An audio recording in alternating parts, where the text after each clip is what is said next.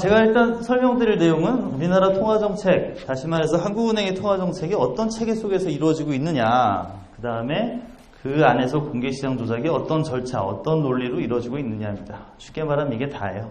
하지만 이걸 이야기하기에 앞서서 이제 여러분들은 이 그림을 머릿속에 넣어 놓으셔야 됩니다. 매지가이 아세요? 매지가이?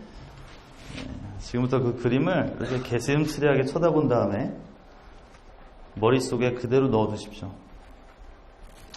여러분들은 어디에 계시냐면 여기 계세요. 왜? 저랑 같이 일하는 분들이니까. 알겠습니까? 여러분들은 한국은행에 위치해 있는 거예요. 한국은행 안에는 여러 개의 계좌가 있습니다. 여러분들 은행에다가 계좌 만들어 놓죠. 뭐 월급이나 용돈이나 받으면 넣어놓는. 한국은행은 은행의 은행이자 정부의 은행이기 때문에 한국은행 안에도 많은 계좌들이 있습니다. 여러분 이거 꼭 짚고 넘어가야 돼요. 다 이해하셔야 돼요. 그 자료 보시면 아시겠지만 뒤에 글씨 별로 없습니다. 다 이 그림을 바탕으로 이해를 하셔야 되는 거예요. 한국은행 안에는 수많은 은행들의 계좌가 다 개설되어 있고 정부도 계좌를 가지고 있어요. 자, 여러분은 한국은행, 여기는 다른 은행들의 계좌예요. 여러분들한테 들어온 돈은 돈이 아닙니다. 여러분들한테 한번 들어온 돈은, 한국은행으로 들어온 돈은 돈이 아니에요. 한국은행으로부터 각 은행들 계좌에 쌓인 돈이나 정부 계좌에 쌓인 돈만 돈입니다. 그게 왜 돈이 아니에요? 그것도 다 화폐지. 뭐 이런 생각할 수 있는 건 알겠지만 하지 맙시다, 지금은. 그러면 돈의 양은 어떻게 결정이 되냐면 각 은행들이 자기가 한국은행에 개설한 계좌에 쌓아놓은 돈의 총합으로 결정이 됩니다. 더하기 정부가 예금해놓은 돈의 합이 더해져요. 이 은행들끼리 주고받는 돈은 이 전체의 흐름에 영향을 주지 않습니다. 정부와 민간은행 사이에 주고받는 돈은 민간은행의 돈이 줄거나 늘고 정부의 돈이 줄거나 느는 것이지 전체가 변하는 건 아닙니다. 그런데 여러분들이 돈을 각 은행들의 계좌로 넣어준다든지 아니면 이 계좌들로부터 돈을 빼오면 그것은 시장 전체의 돈이 줄거나 느는 것입니다. 이해가 되시나요? 자, 방금 드린 말씀을 머릿속에 잘 넣어두고 우리 한국은행의 통화정책은 어떤 체계로 이루어지는지 좀 볼게요. 통화정책이란 어떤 목표를 달성하기 위해서 중앙은행이 하는 정책들입니다. 금리 조절이 됐든 채권을 직접 사고 팔든 목적이 있고 수단들이 있는 거죠. 한국은행의 목적은 뭐냐면 물가를 안정시키고 금융을 안정시키는 게 중앙은행인 한국은행의 목표입니다. 자, 최종 목표를 달성하기 위해서 한국은행은 그럼 어떻게 해야 되냐면 소비자 물가를 안정적으로 가져가면 저 물가 안정이나 아니면 금융 안정의 목적을 달성할 수 있지 않을까? 라고 판단했습니다. 그래서 소비자 물가 상승률을 2.5에서 3.5%로 유지하자를 통화정책의 중간 목표로 내세우는 거죠. 그러면 어떻게 하면 소비자 물가 상승률을 저 수준으로 유지할 수 있을까? 초단기 금리, 하루짜리 금리인 콜금리를 적정한 수준에서 움직이게 만들면 소비자 물가 상승률이 저 선에서 움직일 수 있겠다라고 판단했습니다. 그래서 한국은행이 정하는 기준금리는 저 콜금리가 크게 벗어나지 않아야 될 앵커인 거죠. 그럼 어떻게? 한국은행이 가지고 있는 수단들, 여수신제도라든지 이건 예금과 대출을 말합니다. 지급준비제도라든지 아니면 공개시장 조작 정책을 통해서 단기금리를 움직이고 그로 인해서 소비자 물가 상승률을 우리의 목표 수준에 맞추고 그것을 통해서 물가 안정과 금융 안정을 달성하자. 이게 한국은행의 통화정책의 운영 체계입니다. 이해가 되시나요? 한국은행이 기준금리를 정하면 이 단기금리인 콜금리를 기준금리 수준에서 움직이도록 저희들은 공개시장 조작을 합니다. 그러면 이 단기금리가 안정적으로 움직일 때 이게 장기금리로 파급이 되고 이게 시장금리나 다른 예금 대출금리로 영향을 줘서 실제 실물경제까지 파급이 되는 거죠. 공개시장 조작은 요 부분, 길게는 요 부분까지라고 보시면 됩니다.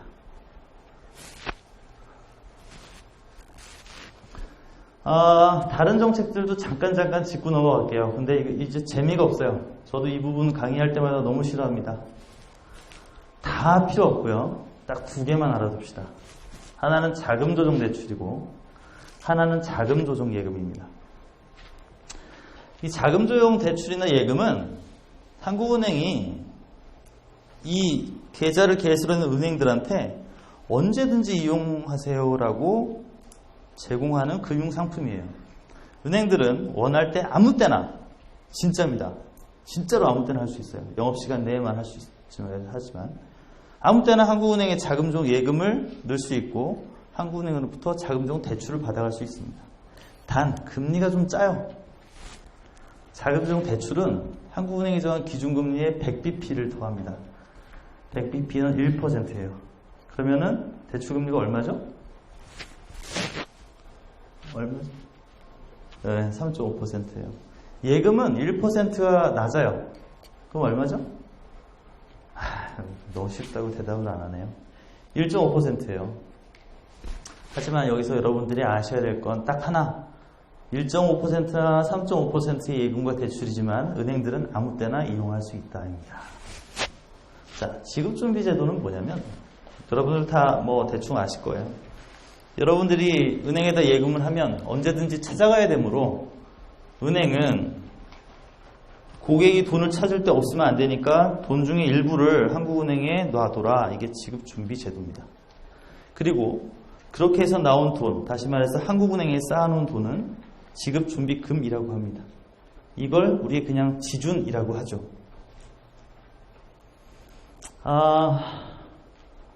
이 지급준비율은 그 예금마다 다 틀려요.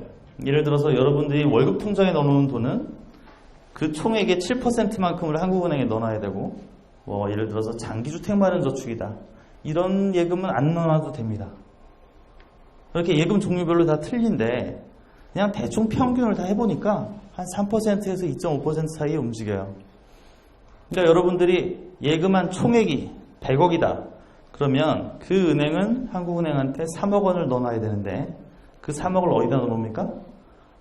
아까 그림에서 여러분들이 다 품고 있었던 은행들 계좌에 넣습니다. 자, 근데 그 계산을 어떻게 하냐면 예금은 은행들이 뭐 시스템이 잘 돼 있겠죠, 그죠? 자기가 지금 가지고 있는 예금이 얼마인지 다 알 거 아니에요? 여러분 은행을 믿으셔도 되는 거 아니에요? 2월달 예를 들어서 2월 1일부터 28일 동안에 여러분들은 어떤 은행에다 예금을 할 텐데 은행들은 자기가 그 한 달 동안에 얼마나 예금을 받았는지 알 거예요. 그렇죠?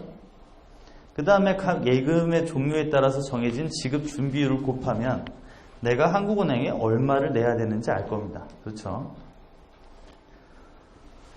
2월 한 달 동안에 그렇게 계산된 돈을 언제부터 언제까지 하냐면 3월 6일부터 4월 9일까지 해야 됩니다. 이 3월 6일부터 4월 9일에 숨겨진 비밀을 혹시 눈치채신 분?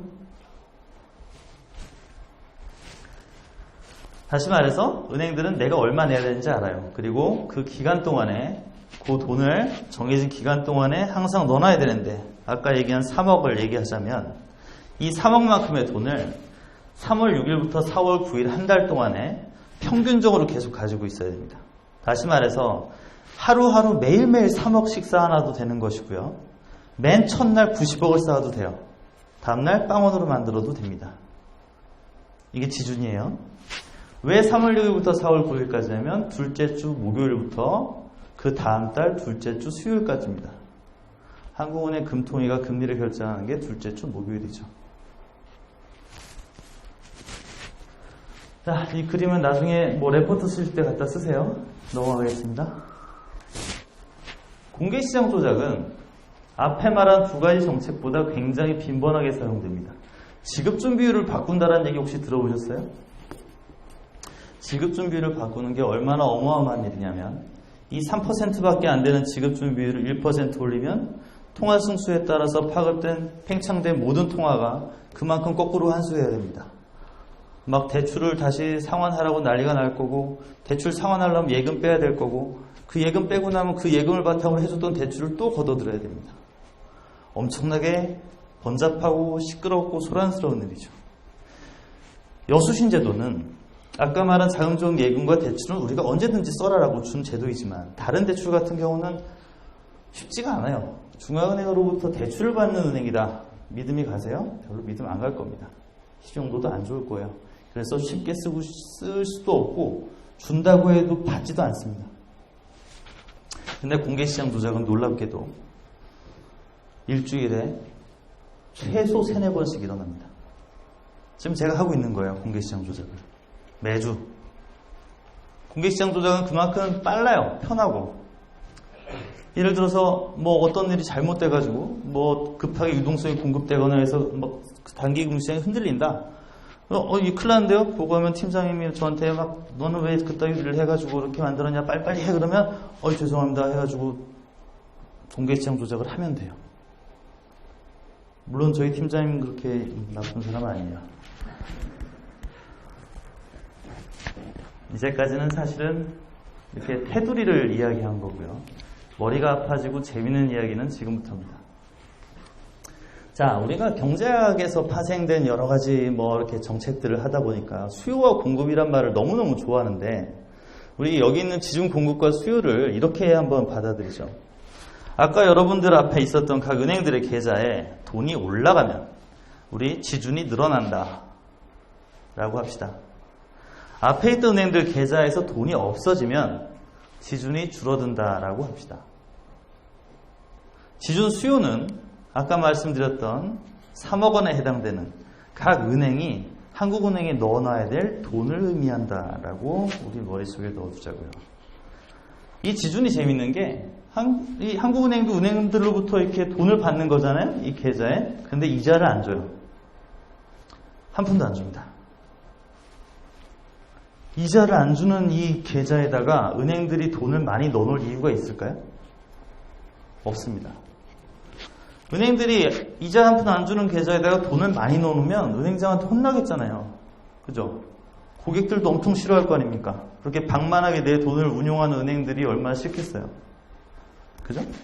그래서 은행들은 어떠냐면 여러분 앞에 있는 계좌에다가 최소한의 돈만 넣어놓으려고 합니다.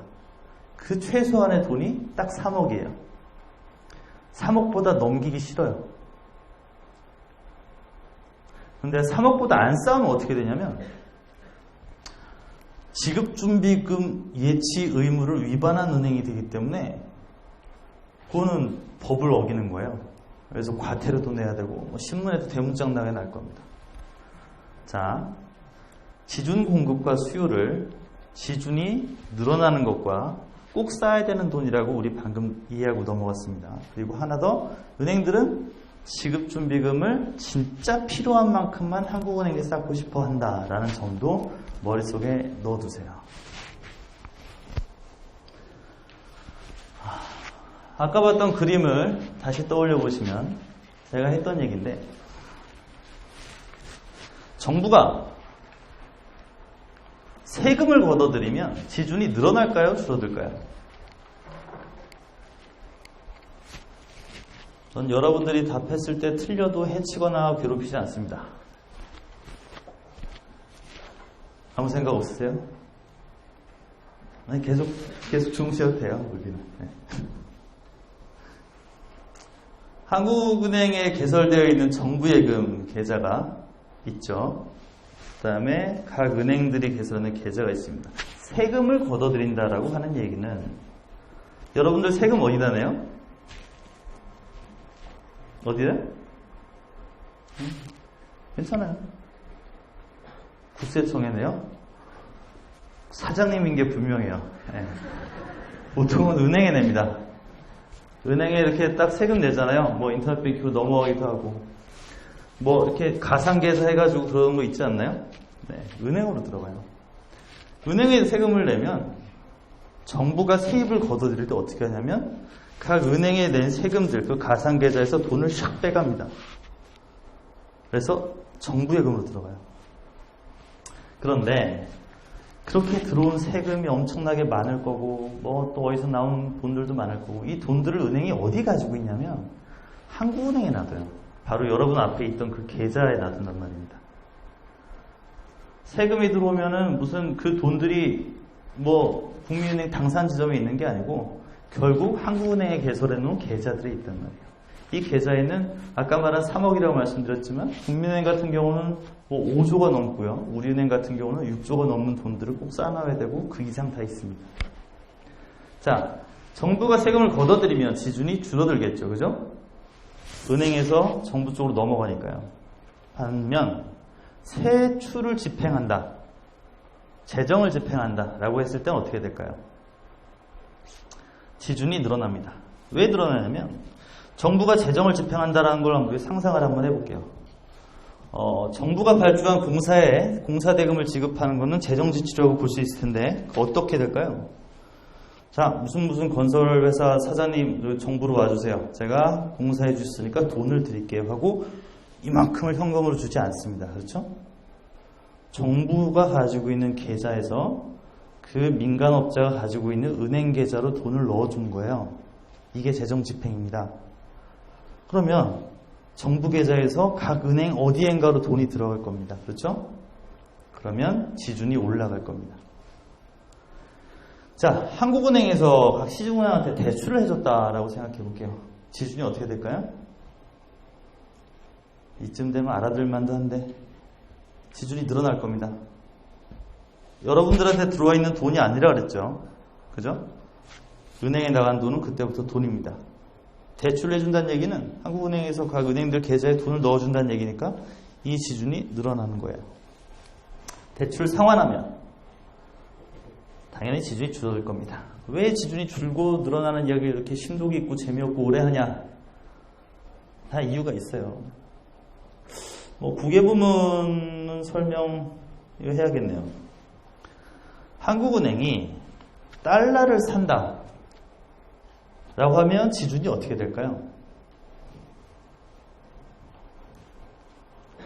늘어나요. 한국은행이 달러를 사면 누구한테 사겠어요? 달러를 들고 있는 은행이나 기업한테 사겠죠. 그럼 달러를 받고 원화를 줘야 되니까 이 은행들에 쌓여있는 원화는 늘어납니다. 여기서 질문? 아니 달러는 뭐 공급되는 거잖아요. 예, 맞아요. 지금 우리는 원화 지준 시장을 보고 있습니다. 맞죠? 현금 통화. 여러분들이 돈을 찾는다. 그럼 어떻게 될까요? 돈을 찾는다. 은행한테서 돈을 찾았어요. 그러면 지준이 어떻게 될까요? 네? 줄어들어요. 맞습니다. 한국은행으로부터 죄송합니다. 여러분들 은행 가서 돈을 찾으면 각 은행들 점포나 뭐 지점이나 이런 데 가지고 있는 돈들이 줄어들겠죠. 그래서 어떻게 하냐면 트럭 몇 대가 한국은행이 정문 안으로 들어와요. 자기들이 맡겨놓은 돈 찾으러. 그러면은 여러분들이 ATM에서 돈을 뽑으면 여러분 계좌의 잔액이 줄어들듯이 각 은행들이 자기가 필요한 만큼 현금을 한국은행으로부터 가져가면 그만큼 자기들이 한국은행에 개설해 놓은 계좌의 잔액도 내려갑니다. 그래서 지준이 줄어들게 됩니다. 통화증권 나중에 말씀드릴게요. 이제까지 우리가 했던 얘기를 이제 한국은행 스타일로 글씨로 써놓은 거예요. 나중에 참고하시면 될 것 같습니다.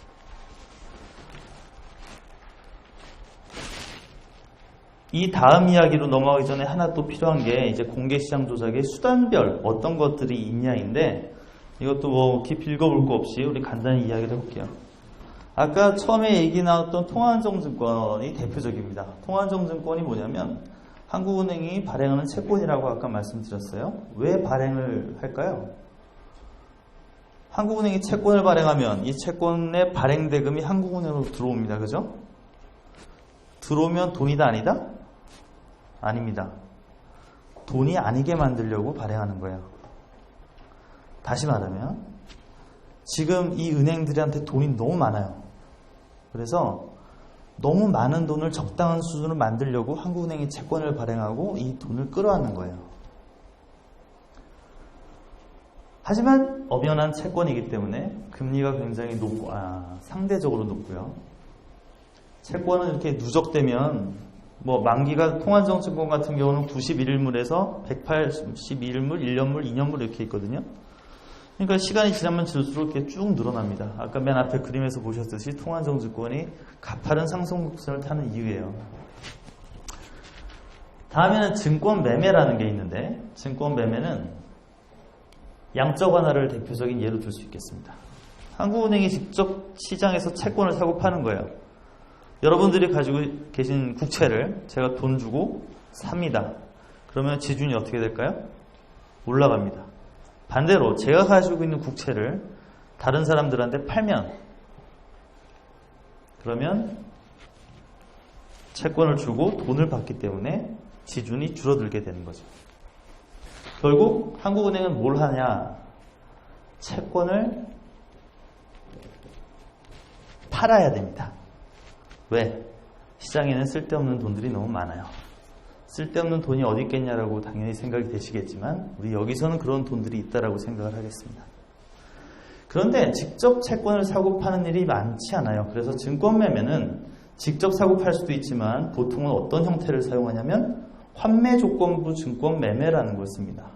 영어로 RP라고 그냥 해요. 환매 조건부 채권이라는 것은, 채권 매매라는 것은 뭐냐면 제가 여러분들한테 채권을 팔 때 약속을 합니다. 일주일 뒤에 다시 나한테 팔아라. 제가 일주일 동안 팔았어요. 이분한테 1,000억 원어치를 팔았습니다. 그럼 이분 저한테 1,000억 원을 주셔야 돼요. 일주일 후에 저는 이분한테 1,000억에다가 이자를 돌려주고 이분은 제가 팔았던 채권을 저한테 주는 겁니다. 그러면 이 일주일 동안은 시장의 유동성이 저한테 들어와 있는 거죠. 그죠? 그래서 돈이 아닌 만큼 그 1,000억 원은 더 이상 돈이 아닌 기간이 되는 겁니다. 마지막으로 통화안정 계정이라는 게 있는데요. 통화안정 계정은 은행들이 한국은행이 할 수 있는 일종의 예금이에요. 통화안정 계정이라는 그 예금 계정에다가 각 은행들이 돈을 예치해 두는 겁니다. 그런데 예치한다는 얘기는 한국은행으로 돈이 들어온다는 얘기죠. 한국은행에 돈이 들어왔기 때문에 이것은 돈이 아닙니다. 자, 이제까지 나눈 모든 이야기의 전제는 과연 정체를 알 수 없는 이 쓸데없는 돈이 뭘까라는 거예요. 그죠? 이 쓸데없는 돈에 대해서 다음에 알아보도록 하겠습니다. 저도 강의를 이걸 몇 년, 혹시 작년, 재작년에 이 강의 들어보신 분 있어요? 들어보셨어요? 갑자기 부담스럽네요.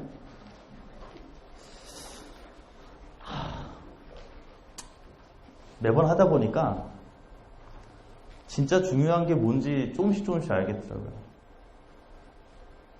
여러분들이 어디 가서 통한증권의 만기가 몇 년물이다에 대해서 궁금하진 않으실 것 같아요. 그죠?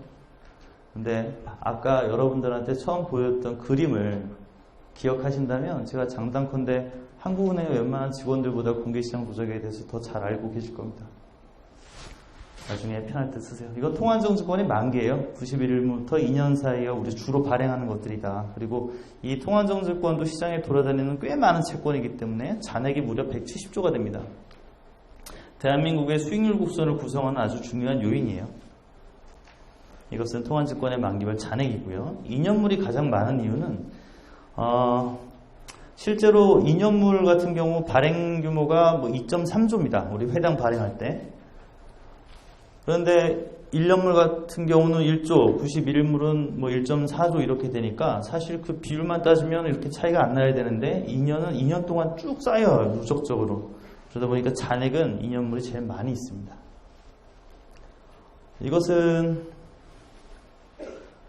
우리가 하고 있는 공개시장 조작 중에 통화안정 증권만 해당되는 겁니다. 진짜 많이 하죠? 신문에 나지 않지만 저희 항상 공개시장 조작을 하고 있습니다. 자, RP가 뭔지 그 다음에 요것만 하나 더 짚고 한국은행 기준금리가 뭔지 아세요? 막연한 한국은행 기준금리가 뭘까요? 한국은행 기준금리란 한국은행이 7일물 RP 매매 거래 시 기준으로 삼는 금리입니다. 뭐 쿨금리다, 무슨 금리다 라고 잘못 알고 계신 분들도 꽤 많은데, 정확한 의미는 한국은행이 시장에서 7일물 RP 매매 거래를 할 때 쓰고 있는 기준 금리가 한국은행의 기준금리예요. 이 기준금리, 다시 말해서 그럼 제가 얼마로 매매 거래를 하겠습니까? 지금 2.5%로 하고 있어요. RP 매각 거래를 7일물로 할 때는 2.5%로 하고 있습니다. 아까 그 그림에서 우리 단기금리가 조정돼야 된다고 얘기했는데, 바로 콜금리가 이 2.50% 근처에서 움직이도록 하는 게 저희들의 일이에요. 그 일을 어떻게 하는지는 이따가 말씀드리기로 하고, 다 넘어가겠습니다. 이거 하나만 짚을까요? 증권대처가 뭐냐면, 이것도 공개시장 조작 수단 중에 하나인데, 채권을 빌리고 빌려오는 거예요, 한마디로. 자, 채권을 언제 빌려줄까요? 제가 다른 사람들한테, 다른 기관들한테 국채를 왜 빌려주겠습니까? 지난 금융위기를 겪으면서 이런 일들이 많이 보였어요. 증권사나 자산운용사들 같은 경우 채권은 많이 가지고 있는데 그 채권이 전부 다 회사채, 은행채 막 이렇습니다. 평상시에는 별 문제가 없어요. 그 회사들은 채권을 어떻게 사용하냐면 이 채권을 한국은행의 RP거래처럼 다른 기관과 RP거래에 활용해요. 그래서 일정 기간 동안 이 채권을 팔고 그 판매 대금을 가져옵니다. 그래서 이 돈으로 뭐 이것저것 하는 거예요. 다시 말하면 RP거래는 어떤 기관이 자기가 지금 일시적으로 없는 유동성을 조달하기 위한 수단이거든요. 그런데 금융위기가 터지고 나니까 이 채권들을 팔 수가 없습니다. 일시적으로라도. 아무도 받으려고 안 해요. 그래서 증권사나 그런 제2금융권이 굉장히 어려웠죠. 한국은행이 가지고 있는 국채를 이 금융기관들한테 빌려줄 수 있습니다. 그러면 그 금융기관들은 그 국채를 가지고 자금을 조달할 수 있게 하는 거죠. 반대로 우리가 빌릴 때도 있는데, 빌릴 때 어떨 때냐면 우리가 RP 매각을 해야 돼요. RP 매각을 왜 할까요? 쓸데없는 돈들을 끌어들이기 위해서. 그런데 RP 매각을 하려면 그만큼 채권이 많아야 되는데 우리가 그거보다 더 해야 될 때가 있거든요. 우리가 가진 채권보다 더 많이 해야 될 때가 있어요. 그럴 때는 시장에서 그 채권을 빌려옵니다. 빌려와서 우리가 가지고 있는 채권에 더해서 RP 매매를 하는 겁니다. 자, 공개시장 조작의 2차 절차인데요. 이거는 그냥 제가 보여드리는 거예요. 실제로 저희가 통화안정증권 1년물을 우리가 시장에 팔겠다라고 하면 여기 가려진 데가 이제 금융기관들 이름인데 이 금융기관들이 저희한테 입찰을 합니다. 입찰을 하는데 어떻게 하냐면 이런 식으로 들어와요. 자, 나는 200억을 3.35%에 사겠다. 나는 2200억을 3.36%에 사겠다. 이런 식으로 들어옵니다. 저희가 이렇게 들어온 걸 어떻게 하냐면 이게 쭉 줄을 세웁니다. 아, 그래. 금리로 따져보자. 3.3%에 400억, 3.35%에 뭐 3.800억 쭉쭉 있습니다. 저희가 1조만큼을 발행하겠다라고 한다면 1조에 끊어지는 금액은 여기고 금리는 3.38이겠네요. 그렇죠? 그러면 저희는 이 1조만큼을 전부 3.38%에 발행해요. 이게 소위 말하는 더치 방식이라고 하는 겁니다. 단일금리 결정 방식으로 저희가 통화안정증권을 발행하고 있어요. 이 더치 방식으로 하는 이유는 뭐 여러 가지 이유들이 있는데 첫 번째는 투자자들한테 투자 유인을 높여주는 거예요. 내가 진짜 사고 싶은 사람들은 아주 낮은 금리에 응찰할 겁니다. 아주 낮은 금리라 하면 비싼 채권을 의미하는 거고, 다시 말해서 한국은행이 발행한 채권을 난 비싸게라도 사겠다라고 응찰을 할 거예요. 근데 그러고 나니까 실제로 사는 가격은 더 싸게 살 수 있습니다. 그러면 살려고 하는 사람들한테 이익이겠죠. 그죠? 한국은행에서 통화안정증권을 잘 발행하기 위해서 단일금리 결정 방식으로 경쟁 입찰을 하는 겁니다. 자, 이제까지 여러분들이 들었던 이야기들에 더해서 아까 머릿속에 그려넣었던 것을 본격적으로 꺼내볼 시간이 됐습니다. 한국은행 공개시장 조작의 1차적인 목표는 한국은행 기준금리에서 콜금리가 벗어나지 않도록 하는 겁니다. 다시 말하면 콜금리, 하루짜리 은행들끼리 주고받는 금리가 콜금리는 은행들이 하루짜리 이렇게 막 돈을 주고받는데 그걸 콜거래라고 그래요. 콜. 그리고 거기서 형성된 금리가 콜금리죠. 이 콜금리가 한국은행 기준금리에서 벗어나지 않도록 하는 게 한국은행의 공개시장 조작 목적입니다. 어떻게 하느냐에 대해서 이제부터 살펴볼 텐데, 자, 이렇게 보도록 하죠. 여러분들 앞에 다시 은행들을 다 펼쳐 놓으세요. 이 은행들이 자기가 쌓아놓는 돈을 지준이라고 했습니다. 그리고 은행들은 이 지준을 필요한 만큼만 최소한에서 쌓으려고 합니다. 안 쌓으면 큰일 납니다. 그렇죠? 그래서 은행들은 돈이 남으면 필요한 것보다 많이 어쩌다가 쌓여버리면 이 돈을 밖으로 빼내려고 해요. 남한테 주려고 합니다. 모자르면 이 모자른 만큼을 막 가져오려고 그래요.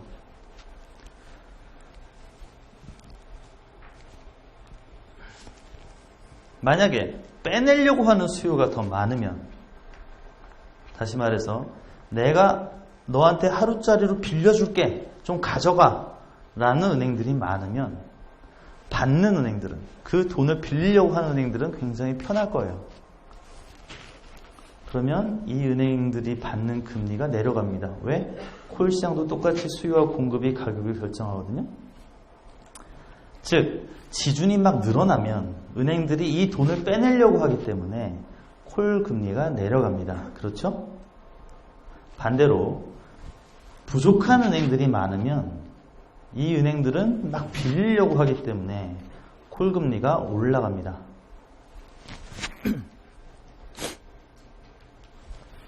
한국은행이 기준금리를 올리면 그럼 어떻게 될까요? 한국은행이 기준금리를 올리면 콜금리도 따라서 올라가야 됩니다.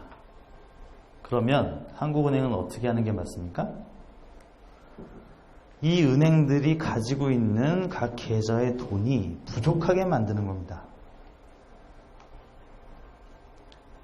통화한정증권을 발행하든지 대규모로 RP 매각을 해서 돈을 끌어가든지 공개시장 조작을 통해서 각 은행들이 지금 쌓고 있는 돈들을 한국은행으로 걷어갑니다. 한국은행으로 들어온 돈은 돈이 아니기 때문에 이 은행들은 꼭 쌓아야 되는 3억보다 적은 돈을 가지게 되고, 그래서 이 은행들은 돈을 빌리려고 하게 되죠. 그러면 콜금리가 막 올라갈 겁니다. 반대로 기준금리를 내리면 어떻게 할까요? 기준금리를 내리면 한국은행은 공개시장 조작을 통해서 이 은행들이 자기가 쌓고 있는 필요 이상의 돈을 쌓도록 만듭니다. 그러면 은행들은 서로 이 돈을 빌려주려고 하기 때문에 콜금리가 내려가죠. 어디까지? 내려간 기준금리 근처까지 가도록 한국은행에서 공개시장 조작을 합니다. 하지만 실제로는 전혀 그렇지 않아요. 한국은행에서 기준금리를 변경하면 곧바로 콜금리는 그 수준으로 알아서 조정됩니다. 왜? 조정하지 않으면 한국은행에서 공개시장 조작을 통해서 시장을 난장판으로 만들 거 알거든요. 굉장히 피곤해지잖아요. 그죠? 서로 막 빌리려고 하고 빌려주려고 하는 그 소란스러움을 자기들이 미연에 없애는 거죠. 이거를 우리는 좀 있어 보이는 말로 자금시장이 굉장히 효율적이다라고 표현을 합니다. 지난 2010년 이후부터 그림인데, 콜금리가 기준금리에 아주 가깝게 붙어서 움직이는 것을 보실 수가 있을 거예요. 이것을 가능하게 하는 것이 공개시장 조작입니다. 좀 더 깊이 살펴볼게요. 자, 여러분들이 아까 그렸던 그림의 다른 버전이에요. 한국은행은 공개시장 조작을 통해서 각 은행들이 쌓고 있는 돈의 규모를 조정하는 겁니다. 통화한정증권을 발행하고 RP 매각을 하고 필요한 경우에 통화한정 계정에 은행들이 예금하도록 만들어서 은행과 중앙은행인 한국은행이 거래를 하는 거예요. 거래를 하면 한국은행이 걷어들이는 돈은 돈이 아니기 때문에 은행들이 쌓고 있는 지준이 줄어들게 되고, 그죠? 그러면은 자기가 모자란 지준을 채우려고 서로 빌리려고 하는 겁니다. 반대로 한국은행이 돈을 토해내면 이 돈들은 은행들의 계좌로 들어갑니다. 그래서 은행들은 이 돈을 서로 밖으로 빼내려고 하기 때문에 콜금리가 내려가게 되는 거죠. 자, 어떤 은행은 3억만 쌓으면 될 것이고 어떤 은행은 5억 쌓아야 될 것이고 어떤 은행은 1억만 쌓아도 될 겁니다. 그렇죠? 은행들이 크기가 다르고 받는 예금의 규모가 다르기 때문에 각 은행들이 쌓아야 되는 필요 지준은 다 다릅니다. A은행은 3월 6일부터 4월 9일까지 일평균 1,000억만큼의 돈을 쌓아야 되는데 실제로 계산을 해보니까 아무리 해봐도 일평균 800만큼밖에 안 쌓일 것 같아요. B은행은 나는 500만 적립하면 되는데 계산해보니까 600억이 쌓일 것 같습니다. 그럼 이 은행은 무조건 100억을 밖으로 내보내고 싶어 해요. C은행도 마찬가지입니다. 그러면 200억이 부족한 은행한테 이 두 은행은 콜시장에서 자금을 빌려줍니다. 아주 깔끔하게 끝나는 거죠. 그죠? 만약에 4월 9일이 됐는데 실제로 이 은행이 내가 쌓아야 되는 1,000억, 실제에 가까운 숫자는 약 3조 원 정도가 됩니다. 3조 원만큼을 쌓는데 성공했다라면 이 은행은 석세스, 잘한 겁니다. 누구한테 잘했겠습니까? 자기네 은행장과 자기 은행의 고객들한테 잘한 거죠. 만약에 B은행이 꼭 쌓아야 될 돈보다 더 많이 쌓아버렸어요. 그럼 이 은행은 어떻게 할까요? 많이 혼납니다. 누구한테? 은행장과 고객한테. 왜요? 내가 은행에 맡긴 돈을 이자 한 푼 안 주는 한국은행 계좌에 쌓아놓고 있었단 말이에요. 이 방만하잖아요, 은행이. 그죠?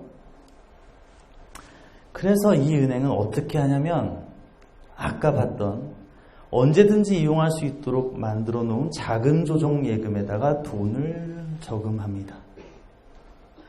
자금 조정 예금의 금리는 1%가 낮다 그랬어요. 그러니까 다시 말하면 한 푼도 못 받을 뻔한 이자보다는 1.5%라도 받아야겠다라고 생각해서 한국은행 자금 조정 예금에 넣어놓는 거죠. 대한민국에서 1.5%보다 낮게 자금을 운용할 수 있는 데는 없습니다. 다시 말하면 가장 낮은 이자를 받는 계정인 거예요. 많이 혼납니다. 그런데 진짜 쌓아야 되는 돈보다 덜 쌓은 은행들은 어떻게 하냐면 이대로 끝나버리면 법을 위반한 게 돼요. 그래서 언제든지 이용하라고 만들어 놓은 한국은행의 자금 조정 대출을 이용합니다. 대출을 써서 그냥 메꾸는 게 과태금 받는 것보다는 낫거든요. 그런데 이 3.5%짜리 대출은 엄청나게 비싼 거예요. 그죠? 요새 주택담보대출이나 마이너스 통장 대출도 4%가 안 되는데 하루짜리 이 두 가지 예금과 대출의 만기는 하루거든요. 이 하루에다가 3.5%만큼을 빌리는 거죠. 얼마나 혼날까요? 실제로 인사발령도 나고 그렇습니다. 은행 입장에서는 굉장히 모멸감이에요. 시장에 은행이 막 20개 가까이 되는데 나만 대출을 썼어. 피곤한 거죠. 자금조정 예금금리가 1.5%고 자금조정 대출금리가 3.5%입니다. 이 두 가지가 뭘 의미할까요? 시장의 콜금리, 다시 말해서 은행들의 자기의 자금 과부족을 해소하는 이 콜금리는 어떤 일이 벌어져도 1.5%와 3.5% 사이에서 움직일 겁니다. 그렇죠? 만약에 콜시장에서 빌리는 돈이 3.5%보다 비싸다면 한국은행한테 받는 게 낫습니다. 만약에 내가 한 푼도 안 놔도 내가 아무리 콜을 막 공급하려고 했는데 이 빌려주는 금리가 1.5%보다 낮아지면 차라리 한국은행에 예금하는 게 낫습니다. 맞습니까? 이 두 가지 금리가 소위 말하는 통화정책에서 콜금리의 상하한을 결정하는 중요한 앵커입니다. 이거를 코리도 시스템이라고 해요. 이 얘기를 저의 입장에서 얘기하자면 우리 중앙은행에서 금융통화위원회에서 저한테 바운더리를 준 거예요.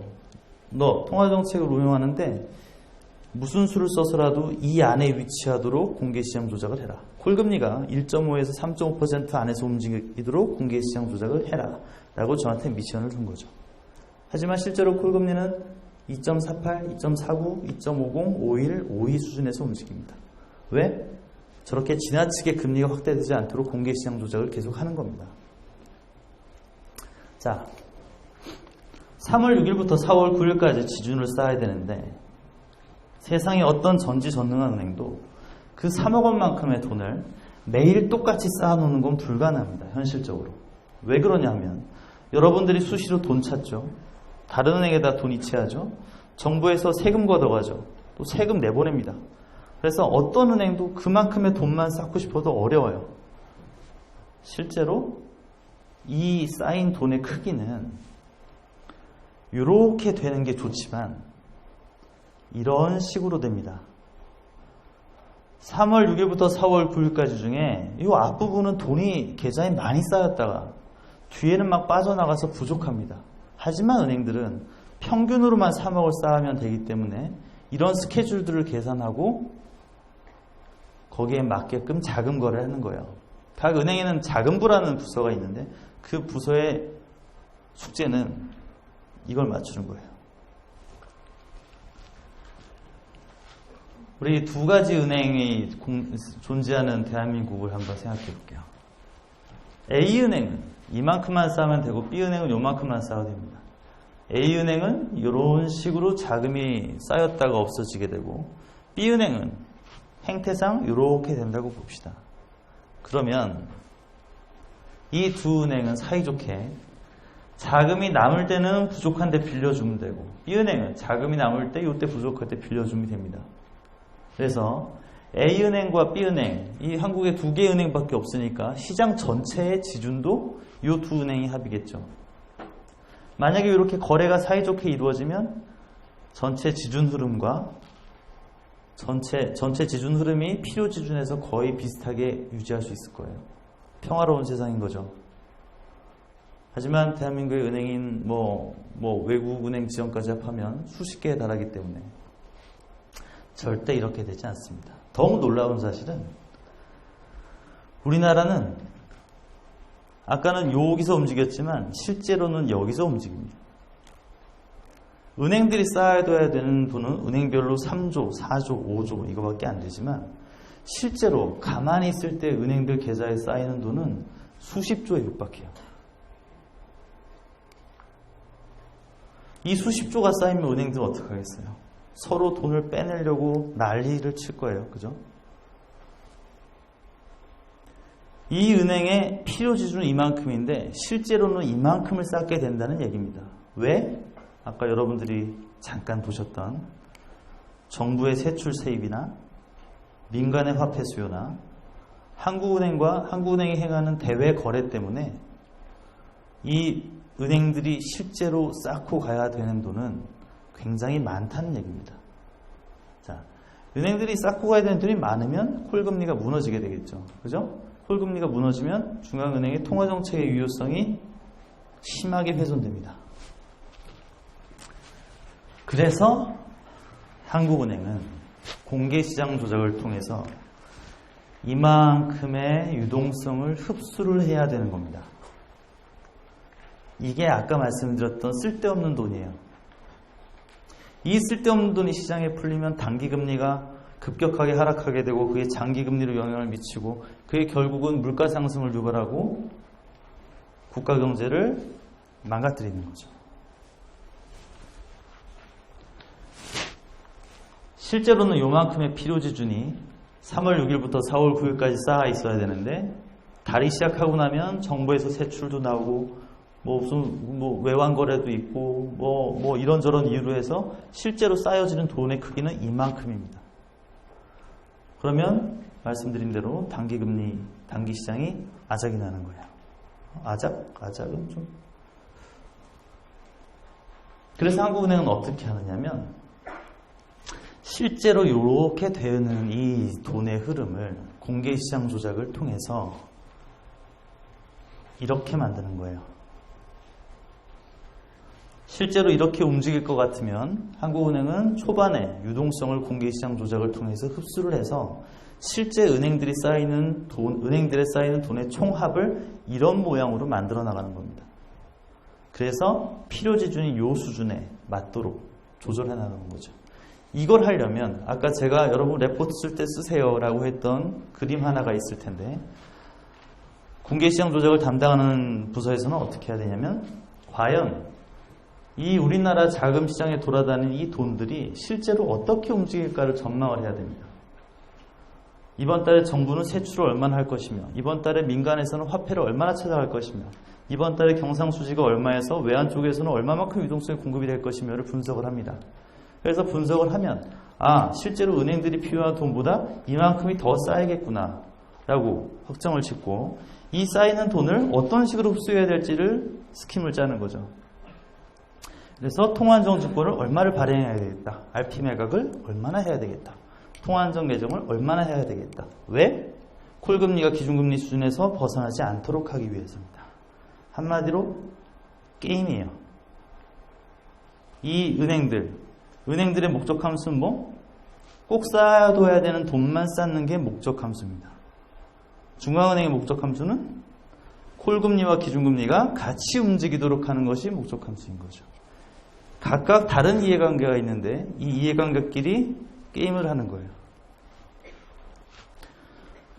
애니판 같은 게임을 보시면 그거랑은 로직은 다르지만 3월 6일부터 4월 9일까지 가는 과정에서 여러 가지 이유들이 생깁니다.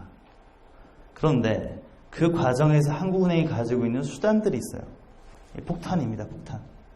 이 폭탄을 적재적소에 터뜨려서 콜금리가 기준금리에서 벗어나지 않도록, 다시 말해서 시장의 유동성이 필요한 만큼만 남아있도록 공개시장 조작을 하는 게 한국은행 공개시장 조작의 특징인 거예요. 이제 퀴즈입니다. 이제 여러분들은 저랑 같이 일할 한국은행의 직원이기 때문에 제가 강의를 심하게 못했거나 여러분들이 심하게 졸지 않았으면 이 퀴즈를 맞출 거라고 생각을 해요. 퀴즈에 설명을 하죠. 자, 여기 있는 당일 지준이라는 것은 뭐냐면 오늘 하루 이 은행들한테 쌓여지게 될 돈입니다. 우리 은행들은 이 계좌를 빵으로 만들어야 된다고 가정을 할게요. 자, 모든 은행들은 내 계좌에, 한국은행에 있는 내 계좌에 돈을 0원으로 만들어야 윈입니다. 그런데 첫째 날에는 정부에서 돈이 쏟아져 나오고 민간에서 돈이 쏟아져 나오고 해외에서도 돈이 나오고 화폐는 발행되니까 좀 줄었네요 라고 해서 첫째 날 쌓이는 게 850이라는 돈이 은행들한테 쌓일 수밖에 없는 날입니다. 이 쌓이는 돈은 어느 은행이 됐든지 간에 가져갈 수밖에 없겠죠. 그죠? 둘째 날에 보니까 또 850억이 쌓였어요. 정부에서 또 500억이 나오고 민간에서 200이 나오고 다행히도 국외에선 들어갔는데 화폐에서 오히려 환수가 돼가지고 지준이 쌓이고 그 다음에 유동성 조절 요인으로 300이 쌓였다. 여기서 잠깐 유동성 조절 요인이란 바로 한국은행이 해온 공개시장 조작의 만기 도래를 의미합니다. 통화안정증권을 발행했다가 만기가 되면 다시 증권이 상환되고 돈이 나가죠. 그것들을 의미하는 겁니다. 그러면 실제로 은행들한테 어떤 영향이 있냐면 첫째 날에 이미 850억이 쌓였어요. 둘째 날에도 850억이 쌓였습니다. 그러면 둘째 날까지의 합은 1700억이에요. 이해가 되세요? 여러분들은 실제로 한국은행에서 사용하고 있는 지준 계산서라고 하는 아주 어마어마한 파일의 극히 요약본을 진짜 보고 계신 거예요. 셋째 날에는 다행히 700억만큼이 없어졌어요. 그랬더니 이제까지 쌓인 돈의 총합은 1000입니다. 이렇게 돼서 이건 10일밖에 없지만 우리 그냥 한 달이라고 봐요. 마지막 날이 됐더니 이제까지 쌓아온 돈은 3,900이라는 돈이 돼버렸어요. 여러분들은 공개시장 조작의 담당자로서 폭탄이 하나 주어졌습니다. 이 첫째 날, 요 10일 동안에 RP 매각을 통해서 유동성을 흡수해야 돼요. 이해가 되시나요? 3,900이라는 돈이 쌓이는데 이 10일 전에 이날이 시작할 때 여러분들한테 RP 매각이라는 폭탄이 하나 주었습니다. 얼마를 하면 될까요?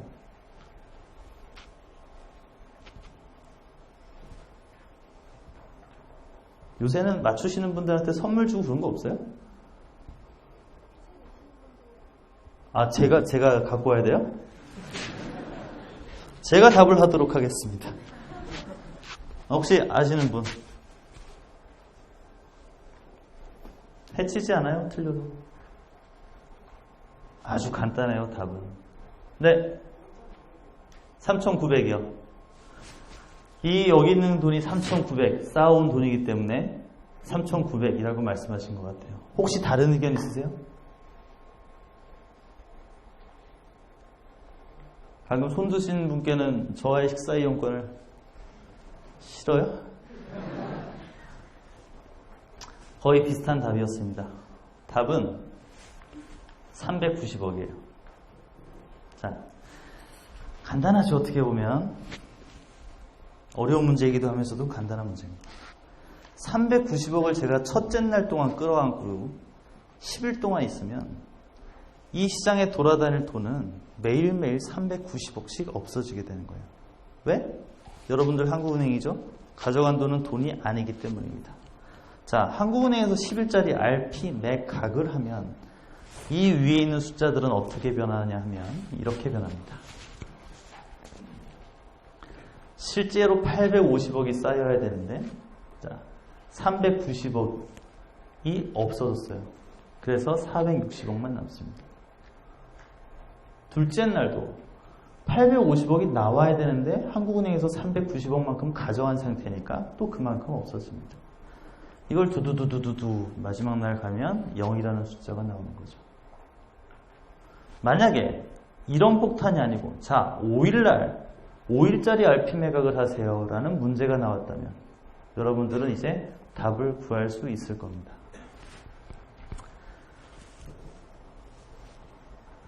이 돈이 얼마나 쌓일까라는 계산이 굉장히 중요하겠죠. 그죠? 그리고 이것들을, 우리가 가진 폭탄을 어떤 걸 얼마만큼 써야 되는지의 정책 결정도 굉장히 중요합니다. 이거를 잘 해야 시장에 충격이 안 가고 자연스럽게 자금이 움직이고 거기서 생겨난 금리가 기준금리에서 크게 벗어나지 않기 때문입니다. 이해가 되십니까? 한마디로 얘기하면 우리나라의 금융시장에 단기금리가 안정적이기 위해서 필요한 돈의 규모는 지준 수요라고 하는 요만큼입니다.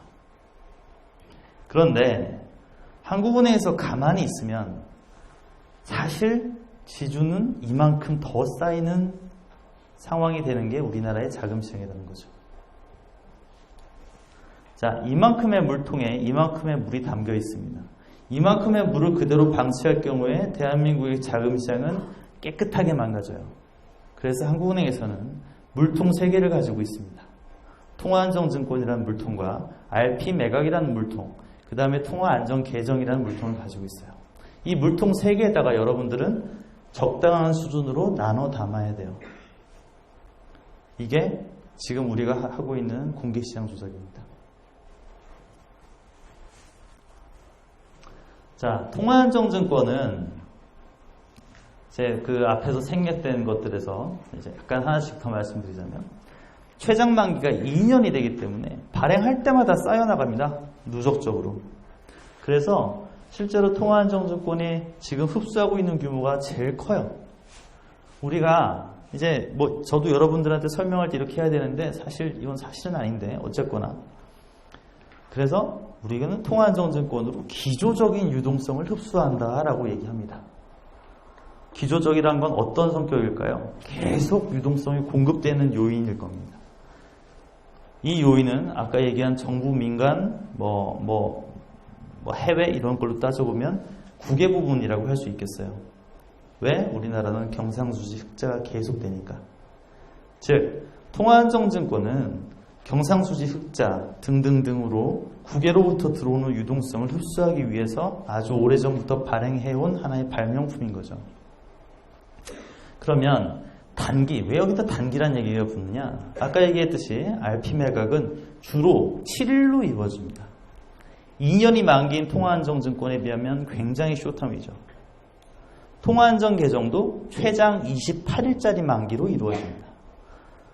통화안정증권에 비하면 굉장히 단기 상품입니다. 자, 그러면 기준 변동 요인 중에 단기는 어떤 게 있을까요? 가장 대표적인 게 정부의 세입 세출입니다. 정부는 세금이 필요할 때, 세금을 걷어야 할 때 세금을 싹 가져가는데 이 세금을 천년만년 끌어안고 있잖아요. 돈 쓸 때가 굉장히 많아요. 들어오면 그 다음날이 됐든 일주일 후가 됐든 세출로 다시 내보냅니다. 다시 말해서 정부 쪽에서는 이 변동성이 굉장히 크다는 거죠. 국외 부문에서는 유동성이 지속적으로 증가한다면 정부 부문에서는 늘었다 줄었다 늘었다 줄었다 합니다. 그러면 이 늘었다 줄었다에 대응하기 위해서는 짧은 유동성 조절 수단이 필요한 거예요. 그래서 RP 매각과 통화안정 계정이 있는 겁니다.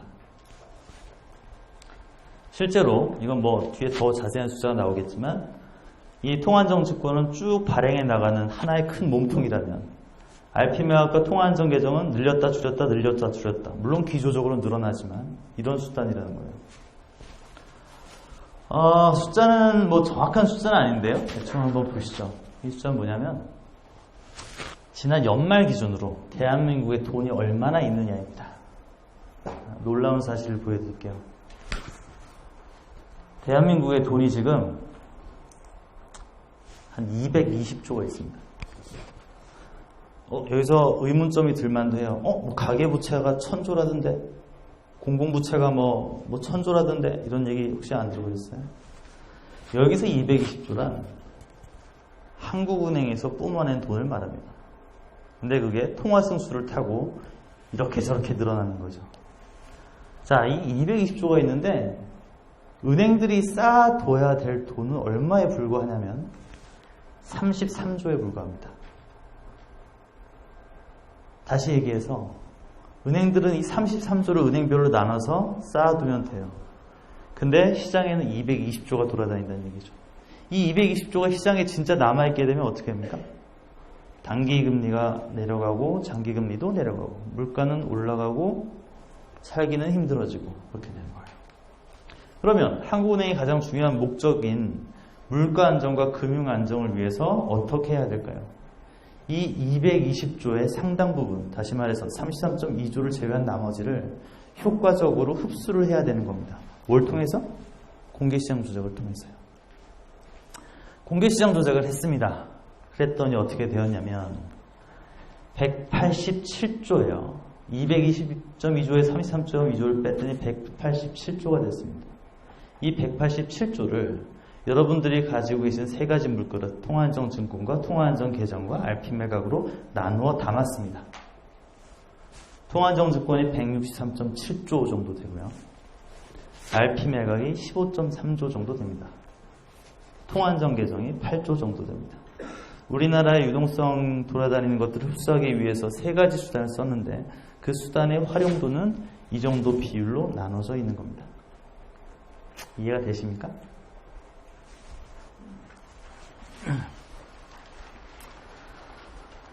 경제가 성장하면 돈은 늘어납니다. 어쩔 수 없죠. 그래서 유동성 전체 규모도 계속 늘어왔고 필요지준도 마찬가지로 늘어납니다. 왜? 경제가 성장하면 예금도 늘어나죠.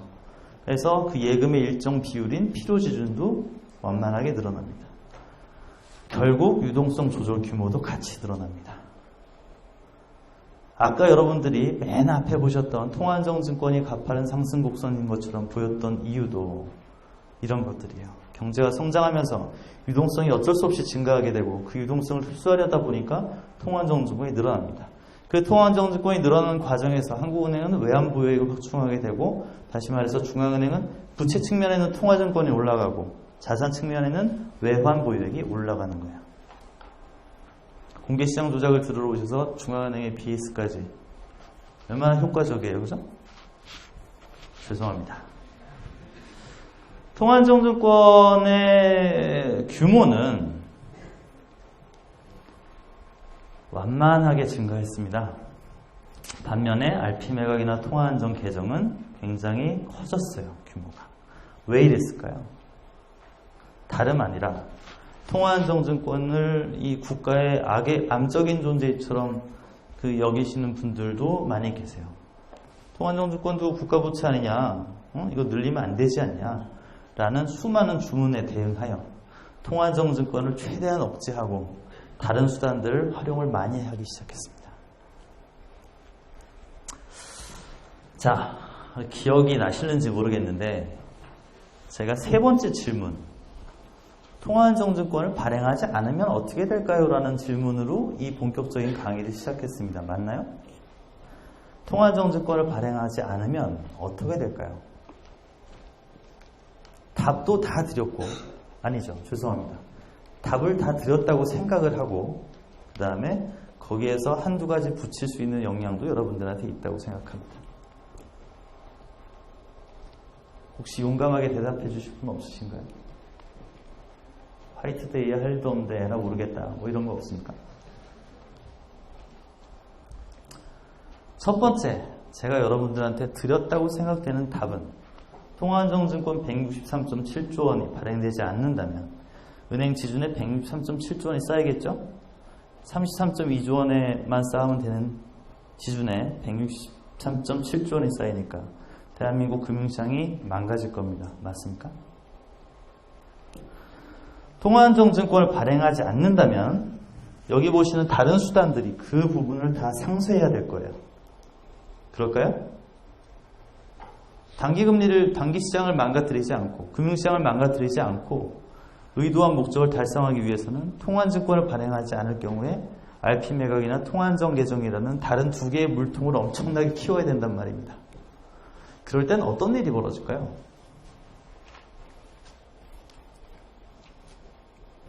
기술적으로, 이론적으로 가능합니다. 그런데 그렇게 될 경우에는 채권이라는 고수익 상품이 없어지고 2.5%밖에 안 주는 RP 매각과 기껏 해봐야 2.51, 52, 53밖에 안 되는 통화안정 계정이 엄청나게 늘어나게 되는데 은행들은 이 두 가지 상품에다가 올인하게 될 거예요. 은행들의 수익이 엄청나게 악화되겠죠. 여러분들이 은행에 예금하는 예금금리도 같이 떨어질 겁니다. 이럴 경우에도 마찬가지로 중앙은행이 금리를 컨트롤하고자 하는 통화정책의 목적이 달성하기 어려울 수도 있게 되는 거죠. 그렇게 될 것 같습니까? 자, 이제 실제 공개시장 조작을 하면서 부딪히는 과제에 대해서 간단하게 말씀드릴게요.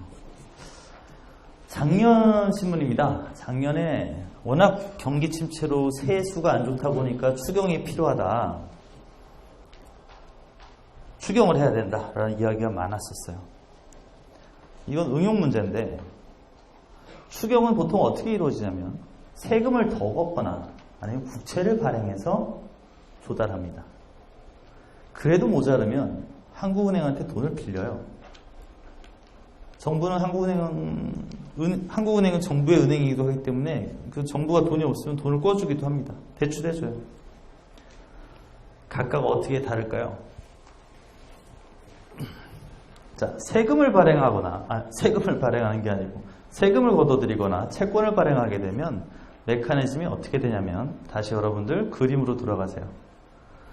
세금을 걷어들이면 은행의 지준에서 정부 예금으로 넘어갔다가 이게 추경을 통해서 다시 집행이 돼서 은행 지준으로 돌아옵니다. 그렇죠? 시장의 전체 유동성은 변화가 없어요. 국채를 발행하게 되면 국채를 딱 발행하는 순간 시장에서 돈이 국채 발행 자금으로 정부로 들어가게 되고, 그렇죠? 그 돈으로 다시 재정을 집행하기 때문에 시장 전체의 유동성에는 변화가 없습니다. 단 시차가 존재할 뿐이겠죠. 그런데 한국은행한테 돈을 빌리면 어떻게 될까요? 한국은행 안에 있는 돈은 돈이 아니었는데 이 돈이 갑자기 정부 쪽으로 넘어갔습니다. 그리고 정부가 이 돈을 이용해서 재정을 집행했다면 그만큼 은행의 지준들이 쌓이게 될 거예요. 맞습니까? 네. 이 쌓이게 되면 중앙은행 어떻게 해야 됩니까?